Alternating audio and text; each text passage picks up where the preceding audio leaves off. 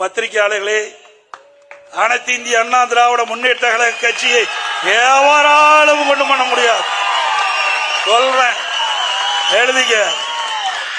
எங்களுக்கு ஆட்சி அதிகாரம் இருப்பதை விட தன்மானம் தான் எங்களுக்கு முக்கியம். அது ஒரு முள் இம்மையளவு நான் விட்டு கொடுக்க மாட்டேன். சில பேரை கைக்கூலியாக வைத்துக் கொண்டு ஆட்டம் போட்டு இருக்கிறீங்க. அந்த கைக்கூலிகள் யார் என்று அடையாளம் காட்டப்பட்டு விட்டோம். அதுக்கு விரைவில் முடிவு கட்டப்படும். சில பேர் அனைத்து இந்திய அண்ணா திராவிட முன்னேற்ற கழக ஆர்சி கவிழ்ப்பதற்கு எதிர்த்து ஓட்டு போட்டாங்க. மன்னிச்சு அவர்களை அரவணைத்து துணை முதலமைச்சர் கொடுத்தோம், உயர்ந்த பதவி கொடுத்தோம். மீண்டும் அவர்கள் திருந்த பாடில்லை. புனிதமாக அண்ணா திமுக கோயிலாக இருக்கின்ற அந்த தலைமை கழகத்தை அடித்து நுரைக்கி மற்றவர்களை கட்சியில சேர்த்த வேணுமா? அது தொண்டனுடைய சொத்து. தலைமை கழகம் தொண்டனுடைய சொத்து. நீங்க போய் அடிச்சுட்டு இருக்கணும், அவரெல்லாம் கட்சியில சேர்த்திக்கணும். இன்னொருவர் நம்முடைய அனைத்து இந்திய அண்ணா திராவிட முன்னேற்ற கழக ஆட்சி கவிழ்ப்பதற்கு 18 பேரை கடத்திட்டு போனீங்க எம்எல்ஏ, அவர்கள் கட்சியில சேர்க்க. இதையெல்லாம் யார் ஏற்றுக்கொள்வது? நான் தொண்டனாக இருந்து உயர்ந்திருக்கிறேன். எனக்கு உறுதியான எண்ணம் உண்டு, உறுதியான மனநிலை உண்டு. எதற்கும் அஞ்சாத ஆட்சி. யாரையும் என்னை மிரட்டியும் பார்க்க முடியாது, பண்ண முடியாது. எப்பொழுது சொல்லுகின்றேன், இதுவரை கடந்த காலத்திலும் சரி, அனைத்து இந்திய அண்ணா திராவிட முன்னேற்ற கழக ஆட்சி செய்கின்ற பொழுதும் சரி, இப்பொழுதும் சரி, மத்தியிலே இருக்கின்றவர்கள் யாரும் நமக்கு எந்த அச்சுறுத்தலும் கொடுக்கல. நமக்கு நன்மைதான் செய்தார்கள். புரட்சி தலைவி அம்மா மறைவுக்கு பிறகு சில பேர் அந்த கட்சியை கபலீகரம் பண்ண பார்த்தார்கள், ஆட்சி கவிழ்க்க பார்த்தார்கள். அதை காப்பாற்றி கொடுத்தவர்களும் யார் என்று உங்களுக்கு தெரியும். மத்தியில் இருக்கின்றவர் நமக்கு காப்பாற்றி கொடுத்தார். நன்றி மறப்பது நன்று, நன்று அல்லது அன்றே மறப்பது நன்று. பல ஆண்டுக்கு முன்னாவே, 26 ஆண்டுகளுக்கு முன்னாவே வள்ளுவன், ஐயன் வள்ளுவன் சொல்லிவிட்டு போயிருக்கார். அப்படி நன்றியோடு நாங்கள் இருக்கிறோம். இன்றைக்கு கூட்டணி சேருவது அவ்வப்போது நெருக்கிற நிகழ்வு. தேர்தல் நேரத்திலே கட்சிகள் வெற்றி பெற வேண்டும், எதிரிகளை வீழ்த்த வேண்டும், அதுக்கு தகுந்த அரசியல் வியூகம் ஏற்படும். அந்த அடிப்படையில் நம்ம கூட்டணி அமைக்கிறோம்.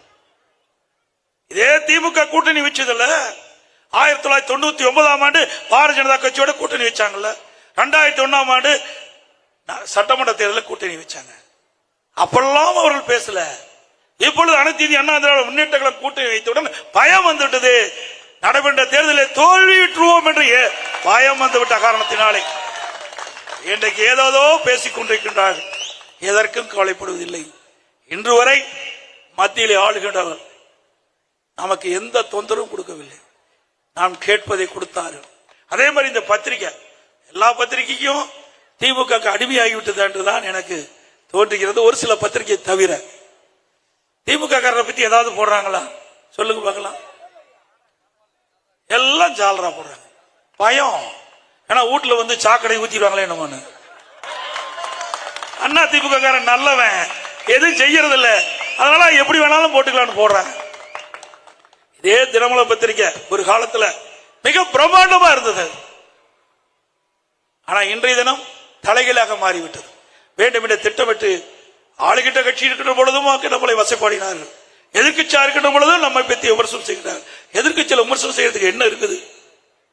எடப்பாடி பழனிசாமி இவரை அனுசரிக்கல. அவர் யார் உழைக்கிறாங்களோ அவரை தான் அனுசரிப்போம். வெட்டி பேச்சு பேசிட்டு இருக்கலாம், இடம் இல்ல, உழைக்கின்றவர்களுக்கு தான் இடம்.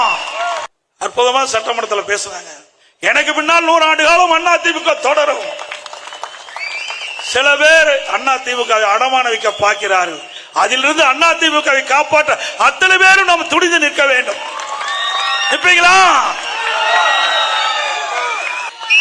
எப்பொழுதும் சொல்லுகின்றேன், அனைத்து இந்திய அண்ணா திராவிட முன்னேற்ற கழகத்திற்கு எவர் ஒருவர் துரோகம் செஞ்சாலும் அவர் நடு ரோட்டிலே நிற்பார், விலாசம் இல்லாமல் போய்விடுவார். இந்த இயக்கம் உயிரோட்டம் உள்ள இயக்கம். பொன்மனச்சம்பல் புரட்சி தலைவர் எம்ஜிஆர், புரட்சி தலைவர் அம்மா இருவரும் சக்திகள் கொண்ட இயக்கம். இது இறைவனால் படைக்கப்பட்ட இயக்கம். இது ஏழைகளுக்காக தோற்றுவிக்கப்பட்ட இயக்கம், குடும்பத்துக்காக அல்ல. இந்த அரசாங்கம் யார் வேணாலும் அண்ணா திமுக கட்சியிலே உயர்ந்த இடத்துக்கு வர முடியும். நான் ஒரு கிளை செயலாளர் இருந்தேன். இன்றைக்கு உங்களுடைய ஆதரவோடு பொதுச் செயலாளர் ஆகிக்கணும். திமுக வர முடியுமா? யாராவது பேச முடியுமா? திமுக திரு கருணாநிதி குடும்பத்தை தவிர்த்து யாராவது பேச முடியுமா? ஆட்சி அதிகாரம் அண்ணா திமுக சாதாரண ஏழைகள் கூட எம்எல்ஏ ஆகலாம், எம்பி ஆகலாம், அமைச்சர், முதலமைச்சர் ஆக முடியாது. அண்ணா திமுக தான் முடியும். இது ஜனநாயகம் உள்ள கட்சி. அதே உயிரோட்டமுள்ள அனைத்து இந்திய அண்ணா திராவிட முன்னேற்ற கழகத்துக்கு துரோகம் செய்கின்றவர்கள் யாராக இருந்தாலும் ஆண்டவன் மன்னிக்க மாட்டார் என்பதை மட்டும் நேரத்தில் குறிப்பிட்டு, இன்னொரு பத்திரிகை தினகரன் பத்திரிகை, அது பீட்டர் மாமான்னு ஒரு பக்கம் இருக்குது. பீட்டர் மாமா அதுல அண்ணா திமுக பத்தி போலின்னா வைத்து வெளி வந்துடும். அண்ணா திமுக பத்தி ஒரு செய்தி போடும். இங்க இருக்கிற வட்ட செயலாளர் இப்படி, அந்த மாவட்ட செயலாளர் இப்படி, தினந்தோறும் எடுத்து புரட்டி பாருங்க. அது அண்ணா திமுக கட்சிய செய்தி வராத நாளே இல்லை. பரவாயில்ல, ஏதோ ஒரு வழியில எங்களுக்கு விளம்பரப்படுத்துற, நன்றி. ஏதாவது வழியில எங்களை விளம்பரப்படுத்திட்டு இருக்கிற. ஆக இப்படி பத்திரிகையுடைய தர்மம் இன்றைக்கு இல்லை என்பதுதான் யதார்த்த உண்மை. இனியாவது பத்திரிகையாளர்கள் நடுநிலையோடு செயல்படுங்க. அப்புறம் ஊடகம் நாம பேசுறது 4 நிமிஷம் தான் காட்டுவாங்க. ஆனா ஒரு நாள் பூரா காட்டுவாங்க ஒண்ணுமே இல்லாத செய்தி. அது என்னன்னு உங்களுக்கு தெரியும். இன்றைக்கு 9 மணிக்கு புறப்பட்டா நைட்டு 10 மணி வரைக்கும் காட்டுவாங்க. ஊடக நண்பர்களே, நல்லது செய்யறத காட்டுங்க. நாட்டுக்கு நன்மை செய்யக்கூடிய திட்டங்கள், நாட்டுக்கு நன்மை செய்யக்கூடிய செய்திகள் மக்களை போய் சேரட்டும். யாரையும் குறை சொல்லி பேசவில்லை.